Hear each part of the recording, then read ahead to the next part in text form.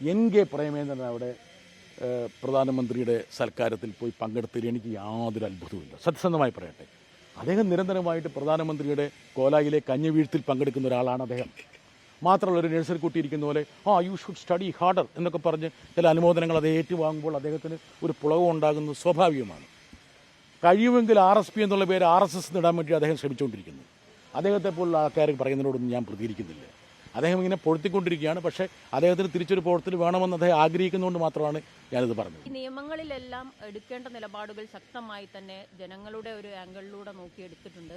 ഈ സാധാരണ പാർലമെന്റ് കഴിഞ്ഞ ഒരു ചായ സൽക്കാരം ഉണ്ടാവുന്നതാണ്. അതിൽ പങ്കെടുത്തതിനെ അങ്ങനെ വിവാദമാക്കി സാധാരണഗതിയിൽ പങ്കെടുക്കുന്ന ചായ സൽക്കാരമാണെങ്കിൽ മിജി എന്താ കഴിഞ്ഞ 4 ചായ സൽക്കാരങ്ങളിൽ പങ്കെടുക്കാതിരുന്നത്?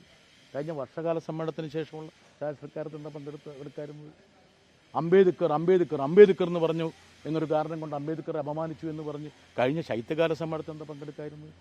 അന്ന് സാധാരണമായിരുന്നില്ലേ? അന്ന് മാത്രം എന്താ സാധാരണമാകായിരുന്നത്? ഇതിന് അവർ വ്യക്തമാക്കി മറുപടി പറയണ്ടേ? ഇതിനൊന്നും മറുപടിയില്ല അവർക്ക്. കഴിഞ്ഞ ഒരാഴ്ചയായിട്ട് ഞാൻ രാഹുൽ ഗാന്ധി എൻ.കെ. പ്രേമേന്ദ്രനെ കുറിച്ചൊന്നും ഞാൻ പ്രതികരിക്കുന്നില്ല. പക്ഷെ അദ്ദേഹം എന്നെ ഇങ്ങനെ പൊഴുത്തിക്കൊണ്ടിരിക്കുകയാണ്. എൻ.കെ. പ്രേമേന്ദ്രൻ അവിടെ പ്രധാനമന്ത്രിയുടെ സൽക്കാരത്തിൽ പോയി പങ്കെടുത്തതിൽ എനിക്ക് യാതൊരു അത്ഭുതവുമില്ല. സത്യസന്ധമായി പറയട്ടെ, അദ്ദേഹം നിരന്തരമായിട്ട് പ്രധാനമന്ത്രിയുടെ കോലായിലെ കഞ്ഞിവീഴ്ത്തിൽ പങ്കെടുക്കുന്ന ഒരാളാണ് അദ്ദേഹം. മാത്രമല്ല, ഒരു നഴ്സറി കുട്ടി ഇരിക്കുന്ന പോലെ യു ഷുഡ് സ്റ്റഡി ഹാർഡർ എന്നൊക്കെ പറഞ്ഞ് ചില അനുമോദനങ്ങൾ അത് ഏറ്റുവാങ്ങുമ്പോൾ അദ്ദേഹത്തിന് ഒരു പുളകം ഉണ്ടാകുന്നത് സ്വാഭാവികമാണ്. കഴിയുമെങ്കിൽ RSP എന്നുള്ള പേര് RSS ഇടാൻ വേണ്ടി അദ്ദേഹം ശ്രമിച്ചുകൊണ്ടിരിക്കുന്നു. അദ്ദേഹത്തെ പോലുള്ള ആൾക്കാർ പറയുന്നതിനോടൊന്നും ഞാൻ പ്രതികരിക്കുന്നില്ല. അദ്ദേഹം ഇങ്ങനെ പൊഴുത്തിക്കൊണ്ടിരിക്കുകയാണ്. പക്ഷേ അദ്ദേഹത്തിന് തിരിച്ചൊരു പ്രവർത്തനം വേണമെന്ന് അദ്ദേഹം ആഗ്രഹിക്കുന്നതുകൊണ്ട് മാത്രമാണ് ഞാനിത് പറഞ്ഞത്. ബ്രിട്ടാസ്, കഴിഞ്ഞ ഒരാഴ്ചയായിട്ട് അങ്ങ് നിരന്തരം ഈ രാഹുൽ ഗാന്ധി, പ്രിയങ്ക ഗാന്ധി കോൺഗ്രസ് നേതൃത്വത്തിനെതിരെ ഇങ്ങനെ ആഞ്ഞടിക്കുകയാണ്. ഈ പെട്ടെന്നുണ്ടായ ഇതിനൊരു എന്തെങ്കിലും പ്രത്യേക കാരണമുണ്ടോ? ഒരു കാര്യം നിങ്ങൾ മനസ്സിലാക്കണം. രാഹുൽ ഗാന്ധി ഒരുപക്ഷെ ഇന്ത്യയിൽ ഉണ്ടായിരുന്നെങ്കിൽ ഈ ഒരു ചായ സൽക്കാരത്തിൽ പങ്കെടുക്കില്ല എന്നാണ് എൻ്റെ മനസ്സ് പറയുന്നത്. ഞാൻ സത്യസന്ധമായിട്ട് പറയാം. മുമ്പുള്ള എല്ലാ ബോയ്ക്കോട്ടുകളിലും, നിങ്ങൾ ബോയ്ക്കോട്ടെന്ന് വിശേഷിപ്പിച്ചുകൊണ്ട് പറയാം, വിട്ടുനിൽക്കലിലും അദ്ദേഹം പങ്കെടുത്തിരുന്നു. അദ്ദേഹം തന്നെയാണ് ആശയം മുന്നോട്ട് വെച്ചത്. അതുകൊണ്ട് നിങ്ങൾ എല്ലാ പ്രാവശ്യവും അദ്ദേഹത്തെ ഞാൻ വിമർശിച്ചു എന്ന് പറയേണ്ട കാര്യമില്ല. അദ്ദേഹത്തെ വിമർശിക്കേണ്ട സമയത്ത് വിമർശിക്കണം. അദ്ദേഹം ഞങ്ങളെ വിമർശിക്കാറുണ്ട്. കേരളത്തിൽ വന്നിട്ട് ഇടതുപക്ഷ ഗവൺമെൻറ്റിനെയും ഇടതുപക്ഷത്തെയൊക്കെ നിരന്തരമായി വിമർശിക്കുന്നവരല്ലേ. അപ്പോൾ ഇവിടുത്തെ ഇത് ഞാൻ വിമർശിക്കുന്നത് മാത്രമാണ് നിങ്ങൾ കാണുന്നത്. കേരളത്തിലെ UDF MPമാർക്ക് ഈ കഴിഞ്ഞ സെഷനിലാകെ 2 പരിപാടി ഉണ്ടായിരുന്നുള്ളൂ. എന്താണ്? ഒന്ന് പാരയും 2 പാരടിയും. ഇതിലെല്ലാം വേറെ എന്തെങ്കിലും പരിപാടി ഉണ്ടോ? പാര ആൻഡ് പാരടി. ഏത്?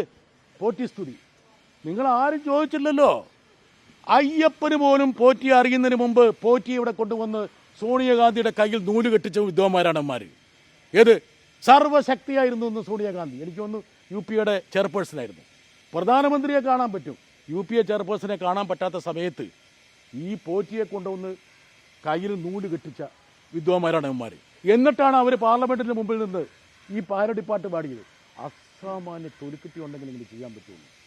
അതുകൊണ്ട് ഞാൻ വിമർശിക്കുന്നതല്ല, അവർ ചെയ്യുന്ന ഈ പാരയും പാരടിയും കേരള സമൂഹം കാണുന്നുണ്ടെന്നും ഒരുപക്ഷെ നിങ്ങളെപ്പോലുള്ള ആൾക്കാർ അവരോട് ചോദിക്കേണ്ട ചോദ്യങ്ങൾ കൃത്യമായി ചോദിക്കാതിരിക്കുന്നതിൻ്റെ പശ്ചാത്തലത്തിൽ ഞാൻ പറയാൻ നിർബന്ധിതനാകുന്നതാണെന്നും നിങ്ങൾ മനസ്സിലാക്കി. അല്ല, ആ ചോദ്യങ്ങൾ ചോദിക്കുമ്പോഴാണ് അവർ പറയുന്നത് കഴിഞ്ഞ ഒരാഴ്ചയായിട്ടാണ് ഈ ബ്രിട്ടാസ്. ഞാൻ ഒറ്റ കാര്യം ചോദിച്ചോട്ടെ.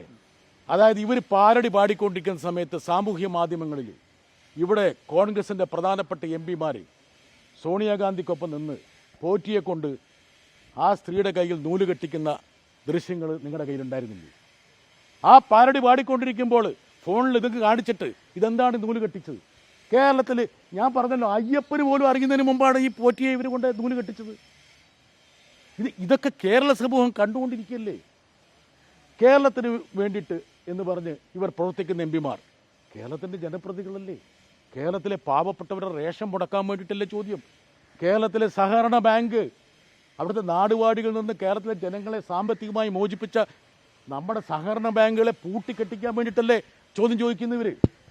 ഇത്തരം ചോദ്യങ്ങൾ ചോദിച്ച് പാരയും പാരടിയുമായി കഴിയുന്ന ഇവർക്ക് എന്ത് അവകാശമാണ് ഞങ്ങൾക്കെതിരെ പറയാൻ വേണ്ടിയിട്ട്? ഞങ്ങളുടെ പാർട്ടി ചെറുതായിരിക്കും, പക്ഷേ ഈ ബില്ലുകളിലൊക്കെ ഞാൻ കൊടുത്ത ഭേദഗതികൾ നോക്ക്. രാജ്യസഭയിൽ എനിക്കറിയാം, ഒരു ഭേദഗതി പോലും കോൺഗ്രസ് അംഗങ്ങൾ കൊടുത്തിട്ടില്ല. ഈ പറയുന്ന മഹാത്മാഗാന്ധി തൊഴിലാന പദ്ധതിയിൽ എൻ്റെ അറിവിലില്ല. ഇൻഷുറൻസ് ഒരു ഭേദഗതി പോലും കൊടുത്തില്ല. ന്യൂക്ലിയർ ഒരു ഭേദഗതി പോലും കോൺഗ്രസ് കൊടുത്തില്ല. അതായത് ഇവിടെ ഈ പറയുന്ന കൊളോണിയൽ മൈൻഡ് സെറ്റിൽ നിന്ന് മോചനമെന്ന് പറഞ്ഞിട്ട് പാശ്ചാത്യ ശക്തികൾക്ക് മുമ്പിൽ തലകുനിക്കാൻ വേണ്ടി കൊണ്ടുവന്ന 2 ബില്ലുകളെക്കുറിച്ച് എന്താണ് കോൺഗ്രസ്സുകാർക്ക് പറയാനുള്ളത്? അവരെന്തെങ്കിലും പറഞ്ഞിട്ടുണ്ടോ?